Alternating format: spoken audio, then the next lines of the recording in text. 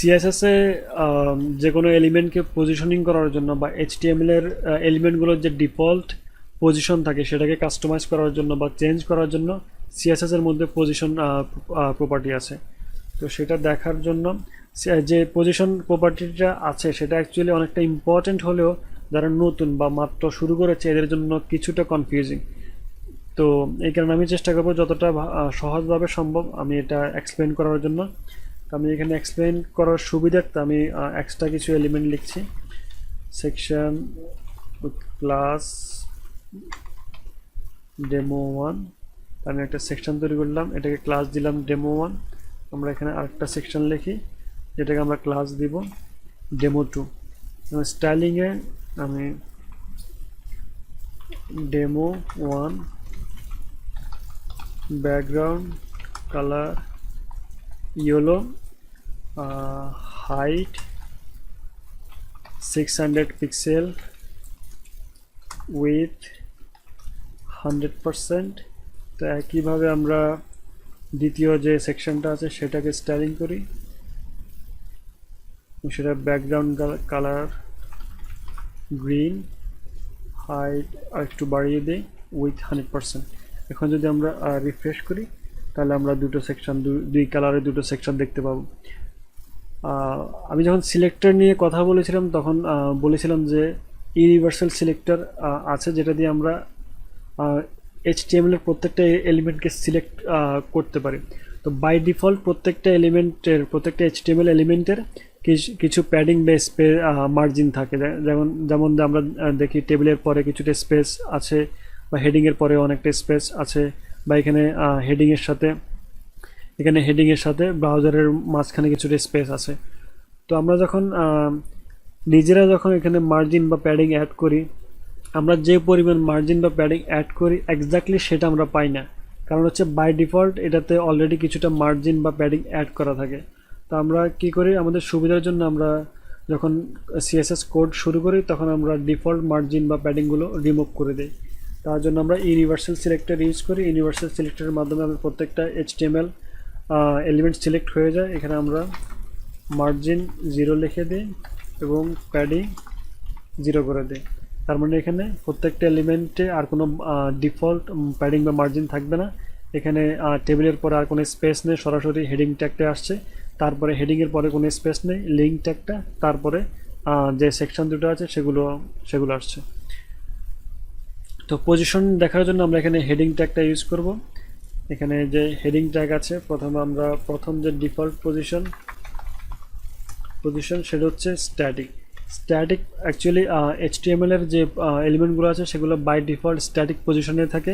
তার মানে এটা যে নর্মাল ওয়ার্ক ফ্লো থাকে ওই অনুসারে এগুলোর পজিশনিং হয়। আমি যদি ব্রাউজার রিফ্রেশ করি তাহলে এই হেডিং ট্যাগটার অবস্থানের কোনো পরিবর্তন হবে না। তারপরের যে ভ্যালুটা সেটা হচ্ছে রিলেটিভ। এখন আমি যদি রিলেটিভ দেওয়ার পরে অ্যাকচুয়ালি রিফ্রেশ করলে তো কোনো পরিবর্তন হবে না। আমি যদি এখানে লেফট সাইডে কোনো ভ্যালু দিই, লেফট 20 পিক্সেল, তো এখন যদি আমি রিফ্রেশ করি তাহলে এটা তার আগের অবস্থান থেকে, তার মানে তার স্ট্যাটিক অবস্থান থেকে এখানে লেফট সাইডে 20 পিক্সেল স্পেস তৈরি করে। তার মানে এটা 20 পিক্সেল ডান দিকে সরে যায়। একইভাবে যদি আমি এখানে টপ অ্যাড করি, তার মানে টপ 50 পিক্সেল।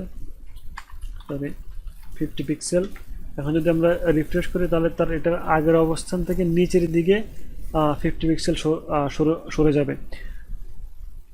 তার মানে তার এটা উপরের দিকে 50 পিক্সেল স্পেস তৈরি করে। তারপরে যে পজিশনিং ভ্যালুটা সেটা হচ্ছে ফিক্সড। এখন যদি আমরা রিফ্রেশ করি তাহলে এটা তার অবস্থানে এটা ফিক্সড হয়ে যায় অ্যাকচুয়ালি, এবং এটা আসলে তার উপরে চলে আসে, এটা একটা লেয়ার উপরে চলে আসে। এখন যদি আমরা ব্রাউজারে স্ক্রল করি এটার অবস্থানের আসলে কোনো পরিবর্তন হবে না, এটা সবসময় এই অবস্থানে থাকবে। হ্যাঁ, আমরা এখানে লেফট রাইট ভ্যালু অ্যাড করে আমরা এটার পজিশন চেঞ্জ করতে পারি। তো চেঞ্জ হওয়ার পরে যে অবস্থানে থাকবে ওই অবস্থানে এটা ফিক্সড হয়ে যাবে। এখন যদি আমরা এই হেডিংটাকে রাইট সাইডে অ্যাটাচ করতে চাই, তার মানে আমরা এখানে ব্রাউজারের সাথে অ্যাটাচ করতে চাই এটাকে, তাহলে আমরা এখানে রাইট 0 লিখব।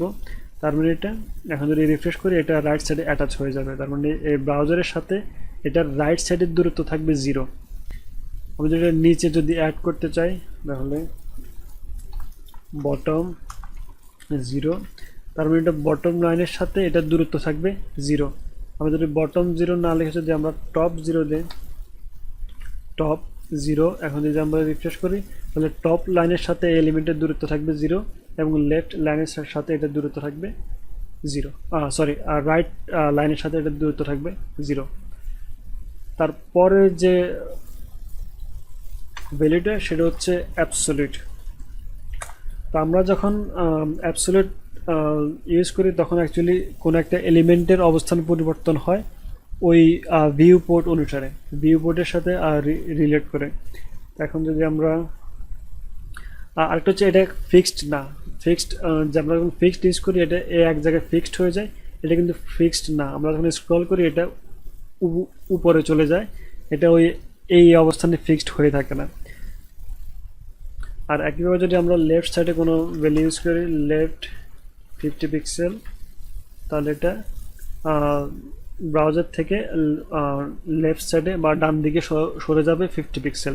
তার মানে ওই এলিমেন্টের লেফট সাইড থেকে ব্রাউজারের দূরত্ব হবে 50 পিক্সেল। আমরা যদি টপে দে 0, এখন যদি আমরা রিফ্রেশ করি তাহলে এটা টপ লাইনের সাথে এই এলিমেন্টের দূরত্ব থাকবে 0, তার মানে এর মাঝখানে কোনো দূরত্ব থাকবে না। আমরা এটা লেফট না লিখে আমরা যদি রাইট লিখি, তার মানে রাইট লাইন থেকে এটার দূরত্ব হবে 50 পিক্সেল। এখন যদি আমরা স্ক্রল করি এটা ওই উপরে থাকবে, এটা ওই একই জায়গায় ফিক্সড হয়ে থাকে না। অ্যাবসোলিউট আর ফিক্সড এলিমেন্টের মধ্যে পার্থক্য এটাই যে অ্যাবসোলিউট যেটা ফিক্সড ওইটা ওই অবস্থানে ফিক্সড হয়ে যায়, স্ক্রল করার পরেও ওই অবস্থানে থাকে। আর যেটা অ্যাবসোলিউট ওইটা ওই অবস্থানে ফিক্সড থাকে না, ওটা স্ক্রল করলে ওইটা অবস্থান থেকে সরে যায় বা উপরের দিকে চলে যায়। তারপরে লাস্ট যে ভ্যালুটা আছে সেটা হচ্ছে স্টিকি। এখন যদি আমরা স্টিকি ইউজ করি, তো নর্মাল স্টিকি যদি আমরা কোনো ভ্যালু না দিই তাহলে এটার কোনো পরিবর্তন হয় না, এটা আগের অবস্থানেই আছে এবং এটা স্ক্রল করলেও তার কোনো পরিবর্তন হয় না। আর স্টিকিটা অ্যাকচুয়ালি ভ্যালুটা অ্যাক্টিভ হয় যখন আমরা ইউজার স্ক্রল করে। এটা আমি যদি এখানে টপ 0 দেই, তো আমরা যদি রিফ্রেশ করি এখন এটা কোনো পরিবর্তন হচ্ছে না। কিন্তু আমরা যখন স্ক্রল শুরু করি, যখন এটা দূরত্ব উপরের লাইনটার সাথে 0 হয়ে যায় তখন এটা এই অবস্থানে ফিক্সড হয়ে যায়। তখন আমরা স্ক্রল করলেও এটা ওই অবস্থানে থাকে। আমরা যখন আবার উপরের দিকে স্ক্রল করি এটা আবার আগের অবস্থানে চলে আসে। তার মানে এটা স্ক্রলের পর যে এই ভ্যালুটা মিট করলে বা এই ভ্যালুটা যখন ট্রু হবে তখন এটা ওই অবস্থানে ফিক্সড হয়ে যায়। সিএসএস এর মধ্যে আরেকটা ইজি পজিশনিং হচ্ছে সিএসএস ফ্লোট। যদিও এটা কিছুটা পুরনো একটা সিস্টেম, তারপরও কিছু কিছু ডিজাইনের জন্য এটা ইজিলি ওই ডিজাইনটা করা যায়। তো এটা করার জন্য আমি এখানে একটা বক্স তৈরি করে নিচ্ছি, ডিভ, আমি এখানে একটা আইডি দিচ্ছি ফ্লোট বক্স, তার ভিতরে আমি দুটো বক্স তো তৈরি করব ডিভ। এখানে যদি আমি ডিভে ক্লাস অ্যাড করি, ক্লাস ফ্লোট লেফট, তো আমরা এই সেম আরেকটা বক্স তৈরি করি। এটা হচ্ছে আমরা ক্লাস দিলাম ফ্লোট রাইট। এখন আমরা এখানে স্টাইল করব, প্রথম যে ফ্লোট বক্সটা বড় বক্সটা সেটা হচ্ছে height 200 pixel, with 100%, background colour yellow. এর ভিতরে প্রথম যে বক্সটা লেফট সাইডে আমরা যেটাকে ফ্লোট করব সেটা হচ্ছে ক্লাস হচ্ছে ফ্লোট লেফট, দেন ওটাকে আমরা হাইট দিচ্ছি, আচ্ছা height 100 pixel, with 100 pixel, background colour blue. এটা আমরা ফ্লোট দিচ্ছি লেফট, ফ্লোট লেফট, তার মানে ওই বক্সের মধ্যে এটা লেফট সাইডে ফ্লোট হবে। আর পরের যে বক্সটা আমরা সেম স্টাইল করব, এটা হচ্ছে ক্লাস হচ্ছে ফ্লোট রাইট, আর এটা আমরা ব্যাকগ্রাউন্ড চেঞ্জ করে দিই গ্রিন, এবং আমরা রাইট সাইডে ফ্লোট করব। এখন যদি আমরা রিফ্রেশ করি তাহলে আমরা যে বড় বক্সটা সেটা দেখতে পাবো, তার মধ্যে যে ছোট দুটো বক্স আমরা এখানে লিখেছি, একটা হচ্ছে ফ্লোট লেফট আর একটা হচ্ছে ফ্লোট রাইট। আমরা সিএসএস এর মাধ্যমে এটা আমরা ফ্লোট লেফট দিলে এটা তার প্যারেন্ট যে বক্সটা আছে বা তার বড় যে বক্সটা আছে তার বাম পাশে এটা ফ্লোট হবে। আর যদি আমরা ফ্লোট রাইট ইউজ করি এটা তার ডান পাশে ফ্লোট হবে। আমরা এখানে ক্লাস লেফট আর রাইট দিয়েছি, এই জন্য এটা ডান পাশে বা বাম পাশে ফ্লোট হয়নি।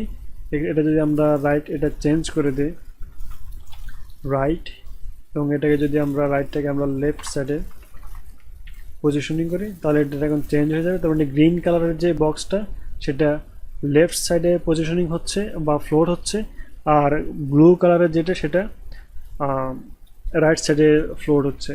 আমরা যদি দুইটাকে একই পাশে ফ্লোট করি তাহলে কি হবে, আমরা যদি এটাকেও লেফটে ফ্লোট করি তাহলে হবে কি, যে ব্লু কালার যে প্রথম বক্সটা সেটা লেফট সাইডে ফ্লোট হবে, তারপরের যেটা সেটা সেটাও লেফট সাইডে ফ্লোট হবে, কিন্তু তারপরে হবে প্রথম বক্সটার পরে দ্বিতীয় বক্সটা হবে।